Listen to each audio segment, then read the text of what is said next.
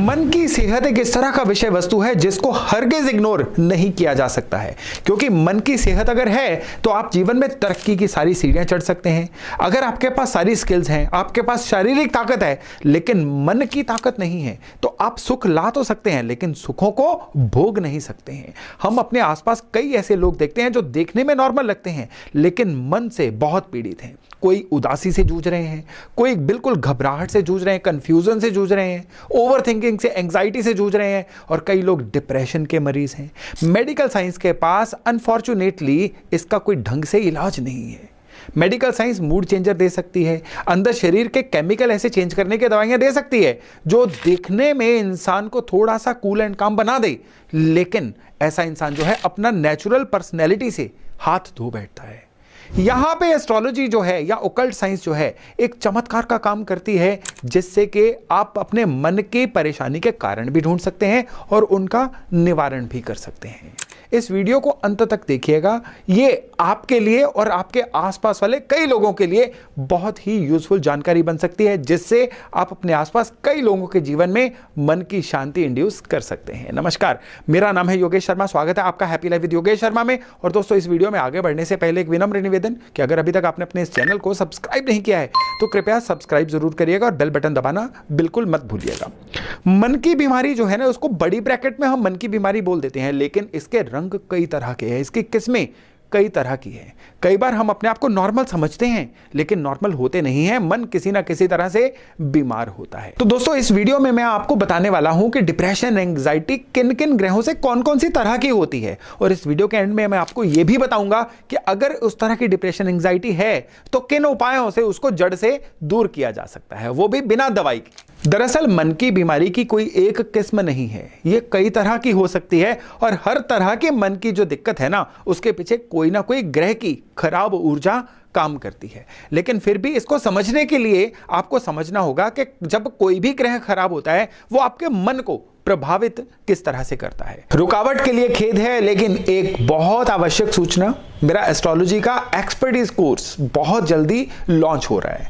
ये जो कोर्स है ना, ये एक रूटीन कोर्स नहीं है, ये एक रेवोल्यूशनरी कोर्स है। बहुत ही जबरदस्त तरीके से डिजाइन किया गया कोर्स, जो प्ले वे मेथड में आपको एस्ट्रोलॉजी में एक प्रो लेवल तक ले जाता है। बेसिक से शुरू करके एडवांस एस्ट्रोलॉजी पर यह कोर्स खत्म होता है, और इसमें ऐसी ऐसी टेक्निक्स आपसे शेयर की गई हैं जो आपको कहीं भी बुक्स में नहीं मिलेंगी। ये मेरा 31 साल के तजुर्बे का निचोड़ जो है वो आपको देने जा रहा हूं, और ये कोर्स जो है ये मेरे द्वारा ही पढ़ाया जाएगा, लेकिन लिमिटेड सीट्स अवेलेबल हैं। स्क्रीन पे दिए नंबर पे संपर्क करके आप अपनी सीट अभी बुक कर सकते हैं। तो चलिए अब वीडियो पे वापस चलते हैं। सबसे पहले तो मन किस ग्रह से जुड़ा हुआ है? मन जुड़ा हुआ है चंद्रमा से। चंद्रमा जो है ये हमारे जीवन में जितना भी इमोशनल कंटेंट होता है ना, जितनी भी भावनाएं होती हैं, सारी की सारी चंद्रमा के द्वारा कंट्रोल होती हैं। आपने अपने आसपास कई ऐसे लोग देखे होंगे जो बात करते करते रोना शुरू कर देते हैं, बहुत ही इमोशनल हो जाते हैं, हर दूसरी बात जो है उनके मन पे लग जाती है। या कई ऐसे लोग देखे होंगे जिनमें इमोशंस नाम की चीज ही नहीं है, वो थोड़े से क्रूर श्रेणी में आ जाते हैं, या एकदम से आप कह लीजिए इमोशनलेस कैटेगरी में आ जाते हैं। उनको ये हमेशा उलाहना भी मिलता है कि तुम में तो इमोशंस या भावनाएं हैं ही नहीं। इन दोनों केसेस में चंद्रमा की एक्सट्रीम्स हैं। चंद्रमा जब भी बहुत पीड़ित होंगे, ऐसा इंसान मूवी देखते देखते रोना शुरू कर देगा, बातों में बहुत इमोशनल हो जाएगा, ये लंबी लंबी बातें करेगा, छोटी बात में अपनी बात को समझा नहीं पाएगा। ऐसे लोग जो हैं, इनके जीवन में कोई भी चीज़ इनके अनुसार ना होना, इनकी इमोशंस बहुत ज़्यादा हर्ट हो जाती हैं। कई बार मियाँ बीवी के केस में क्या होता है कि कई कई दिनों तक एक दूसरे से बात ना करना, या एक दूसरे को पुरानी पुरानी बातें याद करा के ताने उलाने देना, ये इमोशनल इंबैलेंस का लक्षण होता है। इमोशनल इंबैलेंस का लक्षण एक और होता है कि जैसे कोई बच्चा है, वो क्लास में एकदम से अपने आप को प्रूव करने के लिए झूठ बोलना भी शुरू कर देता है। ये एक इमोशनल इंबैलेंस ही होता है, और ये चीज़ें जब बिगड़ जाती है ना, तो ये एंग्जाइटी, डिप्रेशन का रूप ले लेती हैं। दूसरे नंबर पे जो बहुत बड़ा एक पॉइंट आता है वो होता है लग्न, यानी कुंडली का जो असेंडेंट होता है ना, ये आपकी पर्सनैलिटी को गढ़ता है। ये जब कमजोर होगा ना, तो इंसान खुद के लिए नहीं, दूसरों को दिखाने के लिए अपनी पर्सनैलिटी बनाता है। सबसे बड़ा रोग क्या कहेंगे लोग, खराब लग्न वाले जो लोग हैं, कमजोर लग्न वाले जो लोग हैं ना, वो लोगों को दिखाने के लिए, उनकी जो भी उन्होंने पहनना होता है अपने शौक से नहीं पहनते, लोगों को अच्छे दिखे उससे पहनते हैं। वो जहां रहते हैं वो लोगों को दिखने में अच्छा लगे उसके लिए सजाते हैं। उनके मन को क्या अच्छा लगता है उनको पता ही नहीं होता। उनको यह पता होता है कि किस तरह से लोगों की नजरों में हीरो बना जाए, किस तरह से लोगों की नजरों में जचा जाए। ऐसे लोग इतने प्रेशर में रहना शुरू कर देते हैं कि चाहते ना चाहते हुए भी ये धीरे धीरे अपने मन को बोझ के नीचे दबा लेते हैं और बाद में एंजाइटी, डिप्रेशन का शिकार होना शुरू हो जाते हैं। मैं आशा करता हूं अपने आसपास आप लोगों को कनेक्ट कर पा रहे होंगे।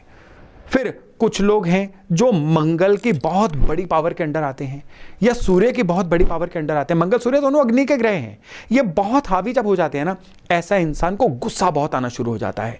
इनके अनुसार जिंदगी चले, इनके अनुसार चीजें चलें, और जब नहीं चलती हैं तो एकदम से ये सभी के ऊपर अपनी पावर आजमाना शुरू कर देते हैं, क्योंकि इनको कंट्रोल चाहिए, इनको अथॉरिटी चाहिए। और जब इनको अथॉरिटी और कंट्रोल वाला माहौल नहीं मिलता है ना, तो ये लोग क्या करते हैं, ये इंफीरियरिटी कॉम्प्लेक्स का शिकार होना शुरू हो जाते हैं। ये होता है मंगल या सूर्य जब इंसान को डिप्रेशन, एंजाइटी दे। ऐसे लोगों को बहुत हद तक फ्लेक्सिबल रहना चाहिए, नहीं तो परेशानी बहुत बढ़ जाती है। अब अगर बृहस्पति की बात करें, मेरी बात को अंडरलाइन कर लीजिएगा, बृहस्पति बहुत बड़ा कारक होते हैं किसी के भी जीवन में एंजाइटी, डिप्रेशन लाने के लिए या उसको भगाने के लिए। कैसे? बृहस्पति दरअसल आपका फेथ सिस्टम है। जब ये कमजोर होते हैं ना, इंसान को आने वाले दिनों से कोई उम्मीद, कोई आस ही नहीं रहती। ऐसे लोग जो अंदर से टूट जाते हैं कि मेरा फ्यूचर ही क्या है, ऐसे लोग अंदर से टूट जाते हैं कि मेरा कोई सहारा नहीं है, मुझे कहीं से कोई भी जीवन में मदद नहीं मिल पाएगी। मदद चाहे मिलनी भी हो, ये खराब बृहस्पति उनके अंदर मैसेज ये भिजवाते हैं कि तुम्हारा कोई आसरा नहीं है, तुम्हें कहीं से कोई मदद मिल ही नहीं सकती। और ऐसे लोग फिर एक बहुत ही ज्यादा आधारहीन जिंदगी अपनी बना के डिप्रेशन का, एंजाइटी का शिकार हो जाते हैं। शनि जब भी ऑपरेट करते हैं ना, ये इंसान को स्कार्सिटी, चीजों की कमी के बारे में चिंतित करते हैं। ऐसे कल क्या होगा, कल को गुजारा कैसे होगा, करेंगे तो क्या करेंगे, जाएंगे तो कहां जाएंगे, ये सारी चीजें जो हैं शनि जब खराब होते हैं वो देते हैं।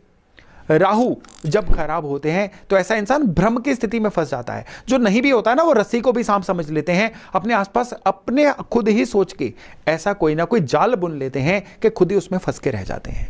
और जब केतु खराब होते हैं ना, तो ऐसा इंसान डिटैच हो जाता है। ऐसा इंसान जो है उसको किसी भी चीज में इंटरेस्ट नहीं रहता, किसी भी चीज में अनुरक्ति नहीं रहती। ऐसे लोग परिवार में रहते हुए परिवार से अलग रहते हैं एकदम से। कई लोग तो बहुत एक्सट्रीम में पहुंच के सन्यासी तक बन जाते हैं। ये भी डिप्रेशन, एंजाइटी की एक फॉर्म भी बन जाती है जब केतु अनकंट्रोल्ड हो जाएं। और फिर बारी आती है बुध की। बुध जो है ये जब खराब होता है ना, ये बुद्धि को खराब करता है। ऐसा इंसान सही गलत फैसले नहीं ले सकता है, और गलत फैसलों की वजह से ये इंसान अपने जीवन में इतना लो चला जाता है कि डिप्रेशन, एंजाइटी का शिकार हो जाता है।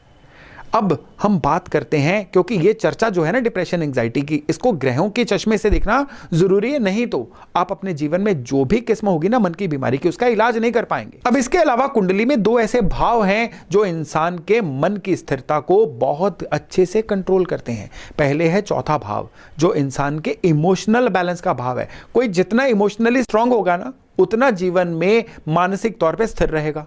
और दूसरा है अष्टम भाव। जो अष्टम भाव है ना, ये पीड़ा का भाव है। जीवन है तो पीड़ा तो आएगी, जीवन है तो मुश्किलें आएंगी, लेकिन अष्टम भाव की ताकत बताएगी कि कोई इंसान जीवन में होने वाले बदलावों को कितना कॉप अप कर पाएगा, कितना उनको झेल पाएगा। कई लोग जो हैं बदलावों के साथ बदल जाते हैं, और कई लोग हैं जो बदलावों के आगे टूट जाते हैं। ये वो लोग होते हैं जिनका अष्टम भाव कमजोर होता है। तो चलिए अब हम बात करते हैं सॉल्यूशंस की, यानी कि अगर किसी भी तरह से मन बीमार है तो उसका इलाज किस तरह से किया जाए। सबसे पहले तो चंद्रमा पे आते हैं।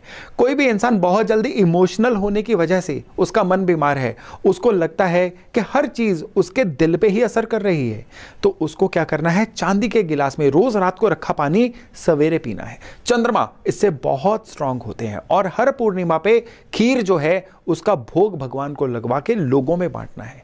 इससे मन बहुत जल्दी स्थिर होता है, और ओम नमः शिवाय का जप रोज करना इस चंद्रमा को और बल देगा, और इमोशंस बहुत अच्छे से स्ट्रांग होंगी, बैलेंस होंगी।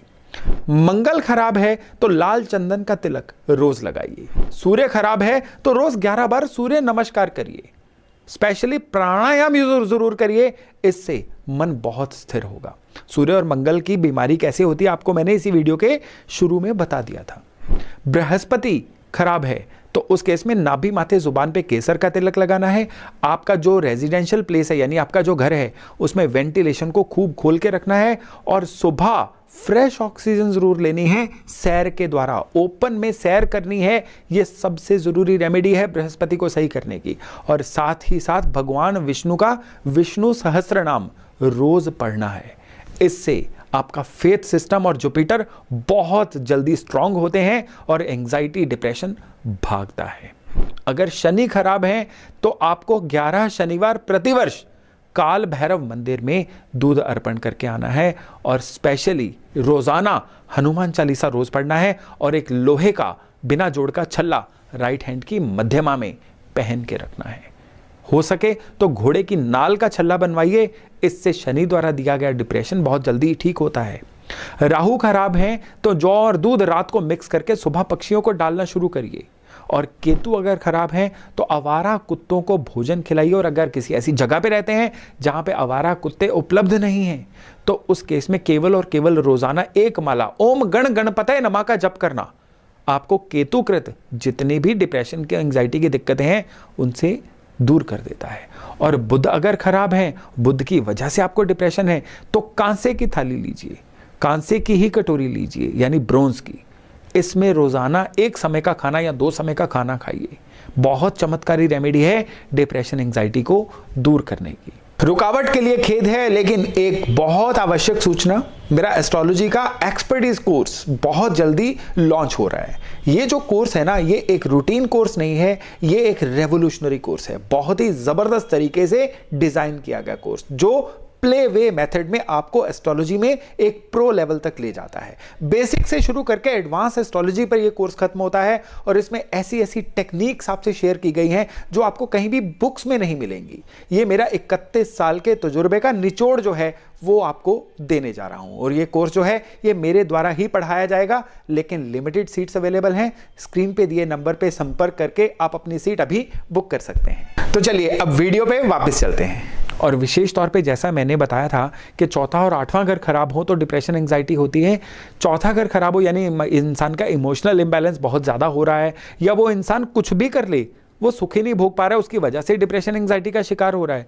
तो उसको क्या करना है, वर्ष में 4 सोमवार 400 ग्राम चावल चलते पानी में विसर्जित करने हैं। और अगर अष्टम भाव की दिक्कतें हैं यानी जीवन में जो बदलाव होते हैं वो उस इंसान को और बीमार कर जाते हैं, तो उस केस में उसको क्या करना है, केवल मात्र एक उपाय कि 1 साल में 8 शनिवार शमशान भूमि में जाए, शमशान भूमि का ही पानी ले और शमशान के ही पीपल के पेड़ को दे के आए।